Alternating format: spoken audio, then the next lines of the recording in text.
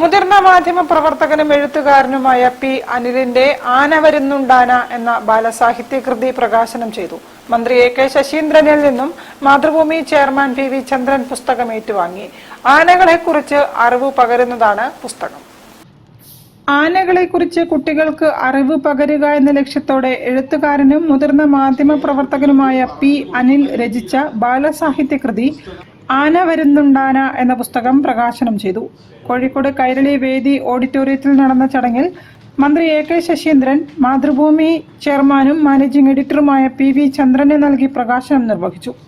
ആനകളെയും അവയുടെ സ്വഭാവ സവിശേഷതകളെയും കുട്ടികൾക്ക് അടുത്തറിയാനും മനസ്സിലാക്കാനും പുസ്തകം വഴിയൊരുക്കുമെന്ന് മന്ത്രി പറഞ്ഞു.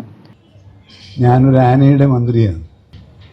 അപ്പോൾ ആന കോപാകുലനായാൽ എന്താണ് എന്ന അനിഷ്ടങ്ങൾക്ക് മറുപടി പറയാനും ഓടിയെത്താനും കൂടി ബാധ്യസ്ഥനായതുകൊണ്ടാണ് ആന വരുന്നുണ്ട് എന്ന് പറഞ്ഞപ്പോൾ ഞാൻ വന്നോളാം എന്ന് ആനയുടെ മന്ത്രി എന്നുള്ള നിലയിൽ ഞാൻ സമ്മതിക്കാനിടയായത്. എഴുത്തുകാരൻ സുദീപ് തെക്കേപ്പാട്ട് അധ്യക്ഷനായിരുന്നു. ബാലസാഹിത്യകാരിയും പരിസ്ഥിതി പ്രവർത്തകയുമായ സുമാ പള്ളിപ്രം പുസ്തകം പരിചയപ്പെടുത്തി.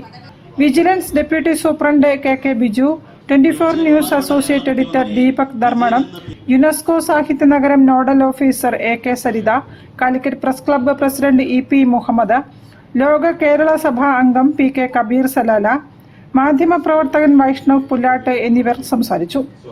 സാഹിത്യ സരയു പബ്ലിക്കേഷൻസ് ആണ് പ്രസാധകർ. 130 രൂപയാണ് പുസ്തകത്തിന്റെ വില. സംസ്ഥാന സ്കൂൾ കലോത്സവത്തിൽ തിരുവാതിരക്കളിയിൽ മികച്ച പ്രകടനം കാഴ്ചവെച്ച medical college Savio higher secondary school വിദ്യാർത്ഥികളെ ചടങ്ങിൽ ആദരിച്ചു. ചടങ്ങിനോടനുബന്ധിച്ച് നടന്ന സാഹിത്യ സദസ്സ് പരിപാടിയിൽ divisional forest officer V P Jayaprakash, crime branch SI Sajan Puthiyottil, എഴുത്തുകാരനായ മാധവൻ പൈമ്പ്ര, ആയിഷ മാനന്തവാടി, ബീന കുന്നക്കാട്, വിമല ദാമോദരൻ, രജിത കുരുവട്ടൂർ എന്നിവർ സംബന്ധിച്ചു. News bureau, Kozhikode. വാർത്തകളിൽ ഒരു ഇടവേള കൂടി. ക്യാൻസറിനെതിരെ പൊരുതാനായി കാലിക്കറ്റ് സിറ്റി സർവീസ് സഹകരണ ബാങ്കും MVR ക്യാൻസർ സെന്ററും സംയുക്തമായി അവതരിപ്പിക്കുന്ന ക്യാൻസർ ചികിത്സാ സഹായ പദ്ധതിയാണ് മാസ് കെയർ.